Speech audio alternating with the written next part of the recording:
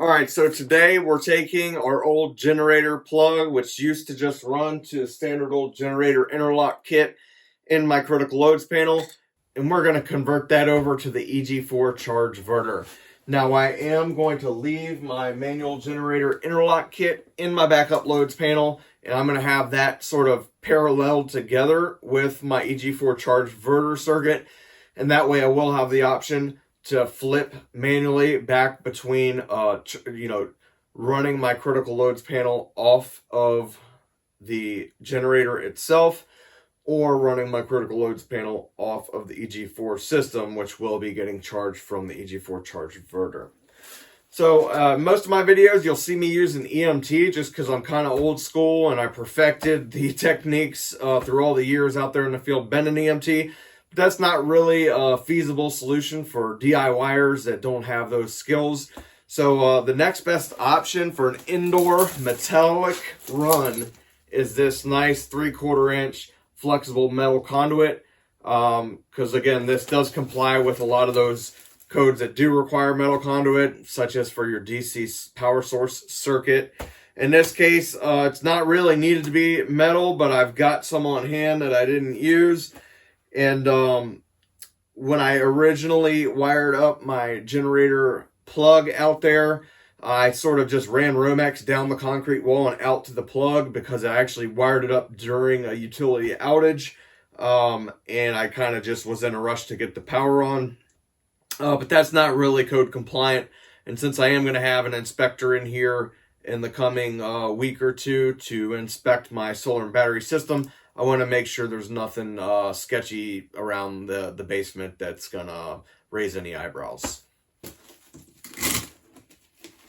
One good thing about metal conduit is that your sources are just a little more better protected against damage than in like a non-metallic type of conduit or just sheath Romex wiring. So again, this is our 3/4 inch flexible metallic conduit. You're going to want yourself some 3/4 inch flex anti-short bushings. That's going to protect your wires from the sharp metal edge from causing a ground fault. Then you're also going to want your standard connectors.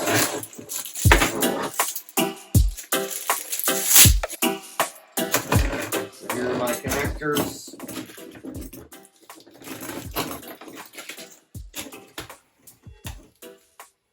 Take your anti-short bushing. Put it in there like so. Put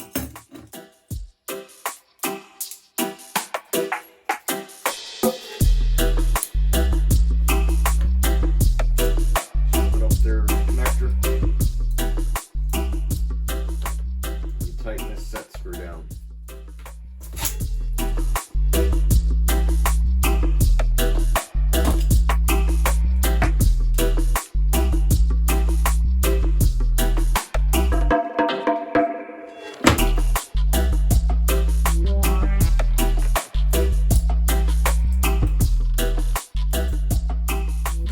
Holds it nice and secure, and again, you got that nice red plastic inside there protecting your wires from getting scraped by that metal conduit.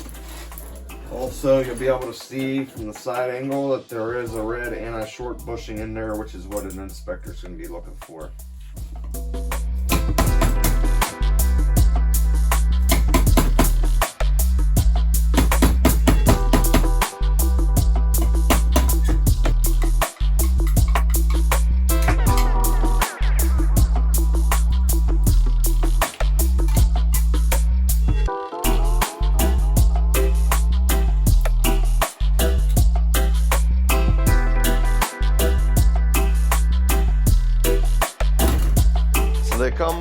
They give you these brackets with it, and 5 of each screw, 1 extra. It says these 4 for mounting the bracket. I'm not sure what you would mount it to exactly with these little screws. I guess if you're screwing into some type of metal, that might be sufficient. In my case, I'm not going to use, I'm just going to use some tap cons to mount directly to the concrete wall.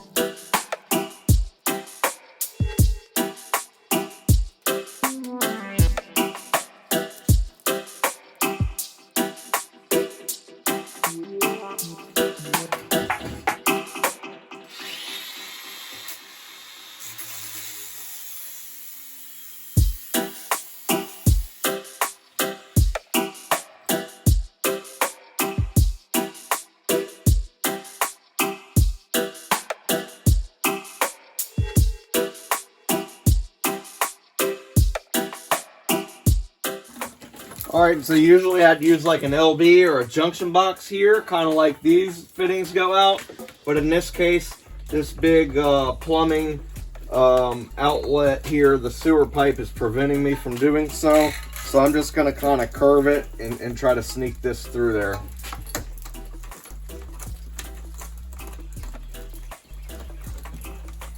Looks like it's not going to quite squeeze through there, so I'm going to go ahead and bust it out a little more.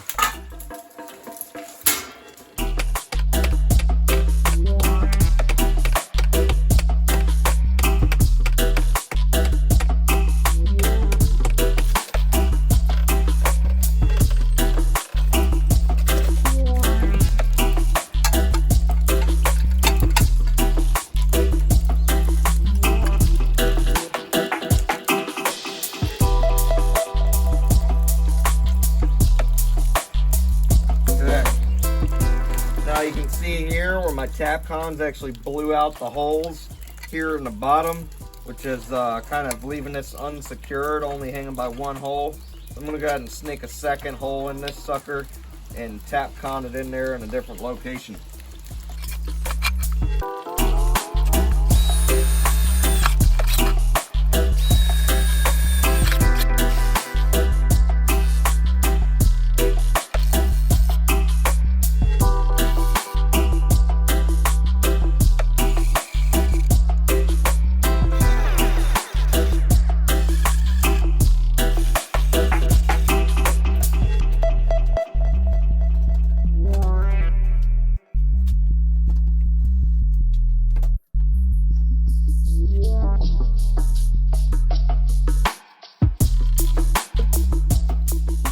Alright, so make sure when you're ordering your outlet here that you get the NEMA L1430R, not just the NEMA 1430R. The difference is this is locking and it has different prong configurations compared to your standard 30 amp 240 volt outlet. So again, get the locking version. That's the only version that the EG4 Chargeverter is going to physically plug into. That is also going to lock this connection together so that it doesn't come apart while it's energized.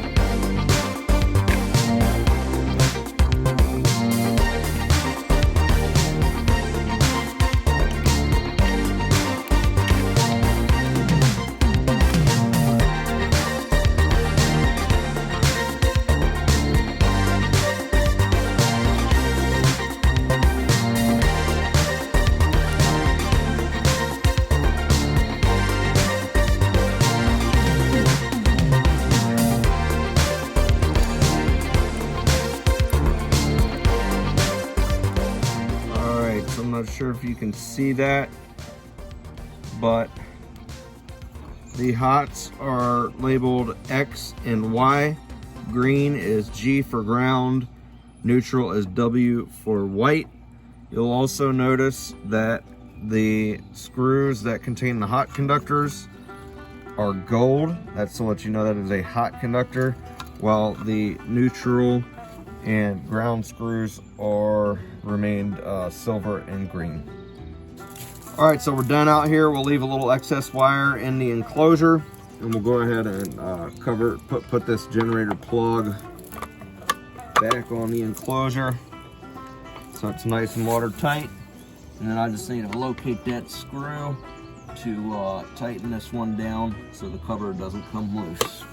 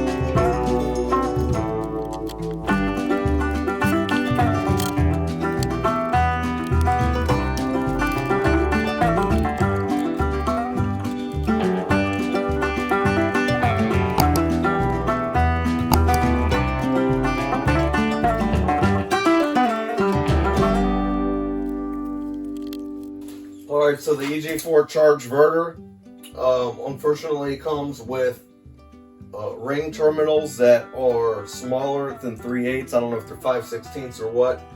I couldn't find it on the spec sheet.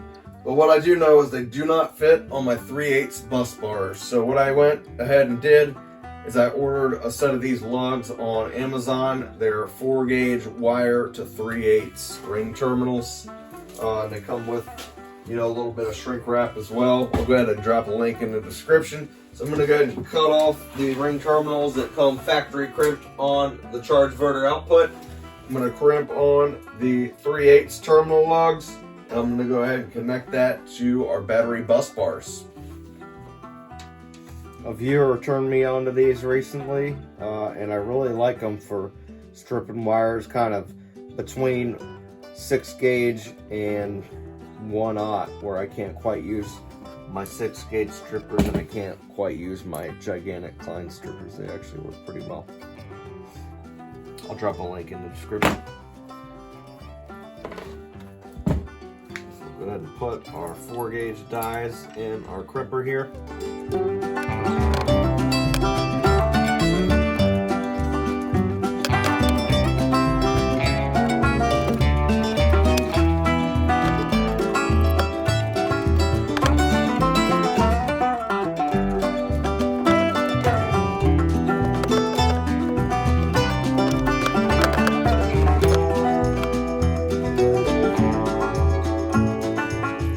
Like our 4-gauge crimpers aren't quite good enough.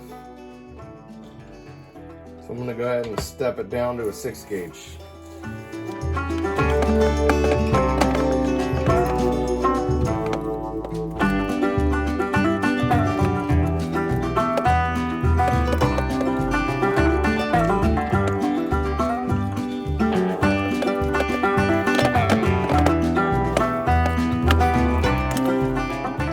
So I think that did it. Of course, it almost seems like it's overdone because you see these little wings kind of sticking out off the side.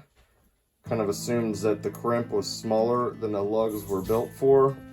But hey, The 4 gauge just didn't crimp it on there tight enough, so I just went ahead and went with the 6 gauge. We'll go ahead and throw some shrink wrap on that and call it good. I'd say that is not going anywhere. Again, the best practice for this would be use a heat gun, but I actually don't have a heat gun, so just use the old-fashioned lighter method. You get a couple little black marks on the wire. So it doesn't look as professional, I guess, but serves the same purpose.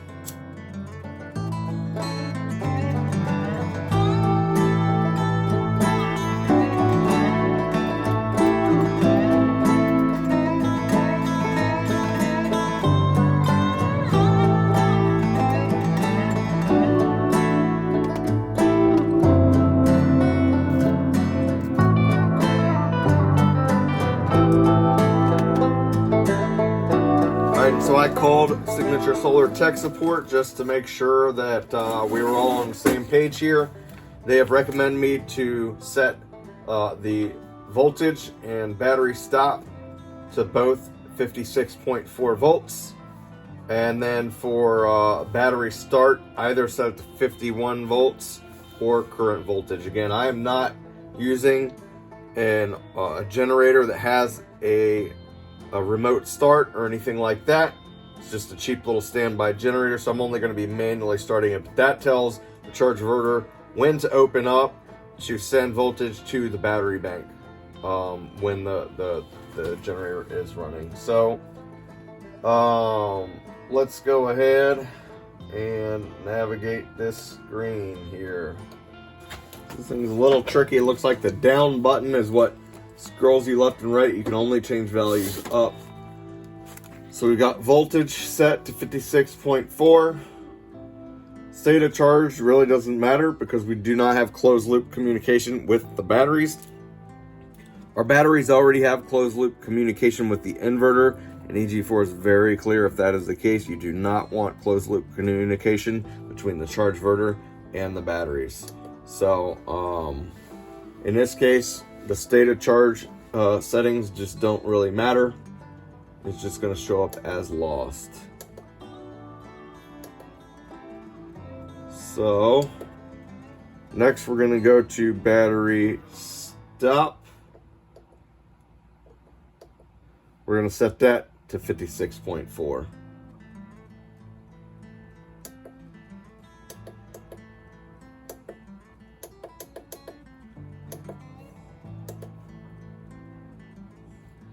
Now we're going to go to battery start. They said you could do that to the current voltage if you just want it to start up, or 51 volts is a pretty standard setting there. I'm going to set it to 51 volts.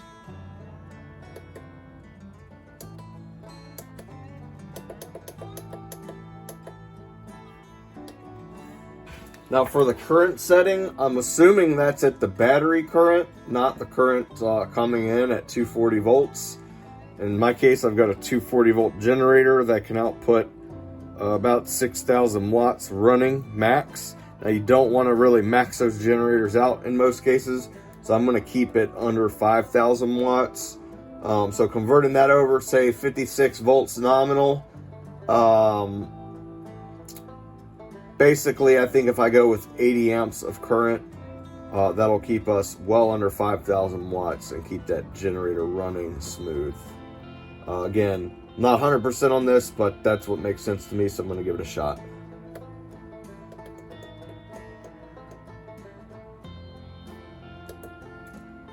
Current set to 80 amps.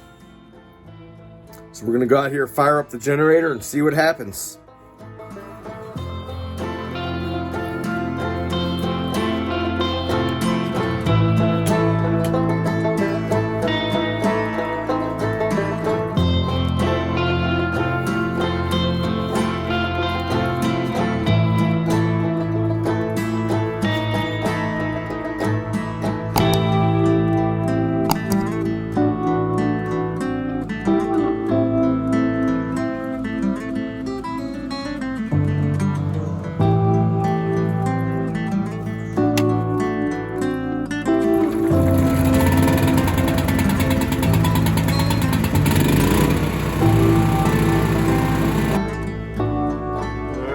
got the little charge light pulsating there. That to me is indicating that the system is charging. I'm not 100% on that one, but that is my guess. The battery shows it's charging at over 40 amps, which is about right. That'd be 40 amps per battery, would be that 80 amps. Plus the tiny bit that's coming from my solar panels. It is very cloudy out this morning, so we're not getting a ton of solar gain.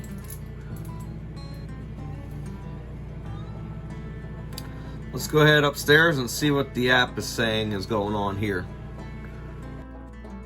So now that I'm looking at the app, I can see we're actually bringing in about 2,500 watts of solar at the moment to the batteries. And after doing the math, I do think we were running at that full 80 amps out of the Chargeverter, roughly 40 amps to each battery, and then getting that additional 20 some amps per battery from the solar. So looks like we're running at full output down there. Everything seems to be working well. I would call this project a success. If anyone here is looking for some deals on EG4 products or the Chargeverter itself, go ahead, check out our affiliate links down in the description below. Any coupon codes might save yourself a little bit of money. Thanks for watching. Again, so our power coming from the generator comes up this conduit into this junction box. It transitions to Romex wiring, and it runs all the way over to a junction box above our critical loads sub panel. Right here it splits out.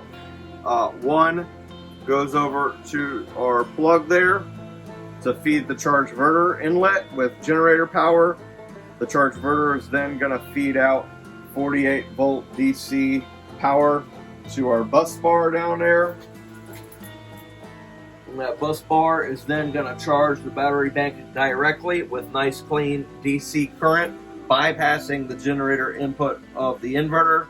Again, because we have a cheap standby generator, it is not really a good option to connect that to the generator port of an inverter. You're liable to cause damage to either your solar and storage system or expensive electronics in your home. That is why we are opting for the Chargeverter in this installation. The second option is, I don't see myself ever using this, but I had previously set up, I've got a manual generator interlock kit where I can flip between the main. In that case, this is both the grid and or when the grid goes out, this is backup power from our EG4 system. But in the event that the worst case happened and our solar and batteries were completely dead, Chargeverter wasn't working, the only option we had left was to run directly off that standby generator. I could flip this breaker off and that generator breaker on, and again, this generator interlock kit keeps you from ever being able to run the generator while connected to the grid or connected to the EG4 system. And again, so by utilizing that generator breaker on, the main off, we would run all of our critical loads here off of the generator directly. Again, not something that I'm really going to do or I foresee using in the future, but I already had it hooked up. So to me, that's just an extra form of redundancy where, again, worst case scenario, I could still run my critical loads panel directly from my cheap standby generator. Well, today's project was a success on integrating our standby generator into the EG4 system using that EG4 Chargeverter. If you're looking for any EG4 products, go ahead and check out our affiliate links down in the description below, and those coupon codes that might save yourself a little bit of money. Also be on the lookout for the Rocky Broad Solar Ultimate DIY Guide. It should be coming out sometime here this late spring or summer, and that is just going to help all of you DIYers out there with some nice tips and tricks and step-by-step instructions on how to succeed on your own installation. I know a lot of people out there just need a little bit of expert help. Again, I really appreciate each and every one of you. Thanks so much for watching. Until next time, take care.